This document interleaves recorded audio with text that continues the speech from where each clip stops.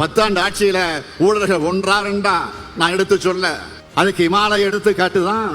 இந்திய ஜனநாயகத்துக்கு அழிக்க முடியாத அவமானத்தை ஏற்படுத்தி இருக்கக்கூடிய தேர்தல் பத்திர ஊழல் கடந்த 5 ஆண்டுகள்ல இடி, ஐடி, சிபிஐ இப்படிப்பட்ட ஒன்றிய அரசோட அமைப்புகளோட பாஜகவுடைய கைப்பாவையா பயன்படுத்தி அவங்களை ரைடுக்கு அனுப்புறது. அப்புறம் பாஜகவுக்கு நிதியா தேர்தல் பத்திரங்களை வாங்குறதுன்னு 8000 கோடி ரூபாய்க்கு மேல் வசூல் பண்ணிருக்காங்க.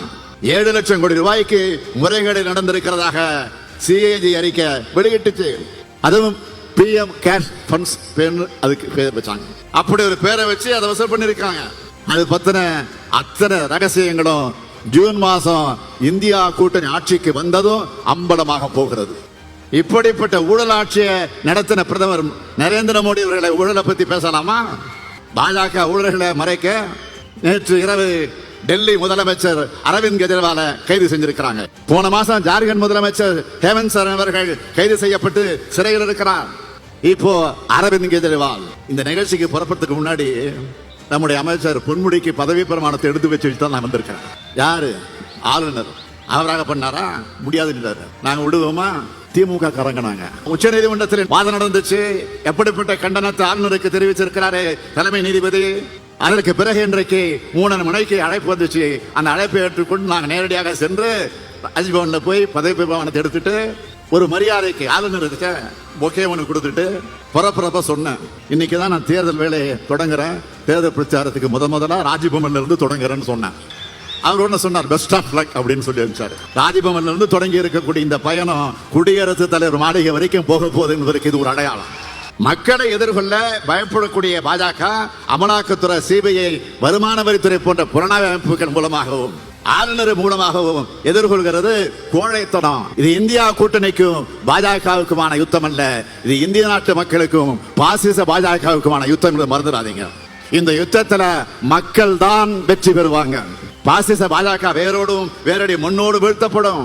பிரதமர் அவர்களே, இந்தியா கூட்டணி மாபெரும் வெற்றி வெற்றி வெற்றின்னு ஜூன் 4ஆம் தேதி வரவுள்ள செய்தி உங்க தூக்கத்தை தான் தொலைக்க போகிறது. தமிழ் மீதும் தமிழ்நாட்டின் மீதும் தமிழர்கள் மீதும் உங்களுக்கு ஏன் இவ்வளவு வெறுப்பு? நீங்கள் வளர்க்கிற வெறுப்பு என்ன பண்ணுதுன்னு தெரியுமா? ஒன்றிய பாஜக அமைச்சர் ஒருத்தர் பெங்களூர்ல வெடிச்ச குண்டு தமிழர்கள் வச்ச குண்டுன்னு சொல்றாரு. தமிழ்நாட்டு மக்கள் எப்படியெல்லாம் நீங்கள் கொச்சைப்படுத்தி இப்ப பேச ஆரம்பிச்சிருக்கீங்க. பாஜகவை சேர்ந்தவங்களோட எண்ணம் முழுக்க எங்க இருக்கு? பாஜக மக்கள் கிட்ட இருந்து சுரண்டுமே தவிர மக்களுக்கு எதுவுமே செய்யாது. சில நாட்களுக்கு முன்னாடி ஒன்றிய நிதியமைச்சர் நிர்மலா சீதாராமன் அவர்கள் ஆணவமா சொல்றாரு, என்ன தெரியுமா? மக்களுக்கு நிவாரணம் வழங்குறது பிச்சையாம். எவ்வளவு ஆணவமா, எவ்வளவு வாய் கொழுப்பு! கார்பரேட் கம்பெனிகளுக்கு பல்லாயிரம் கோடி தள்ளுபடி செய்யறீங்களா? தொழிலதிபர் கூட்டத்தில் போய் இப்படி பேசுவீங்களா? ஏழைகள்னா அவ்வளவு இலக்காரமா?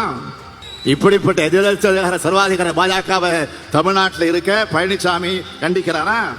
குடியுரிமை திருத்த சட்டத்துக்கு ஆதரவாக வாக்களிச்சுட்டு சிறுபான்மையினர் நலன் பத்தி இப்ப பேசுறாரு பழனிசாமி. அவருடைய 2 கால ஆட்சியை நீங்க எல்லாம் மறந்துட்டு இருப்பீங்கன்னு தப்பு கணக்கு போடுறாரு பழனிசாமி.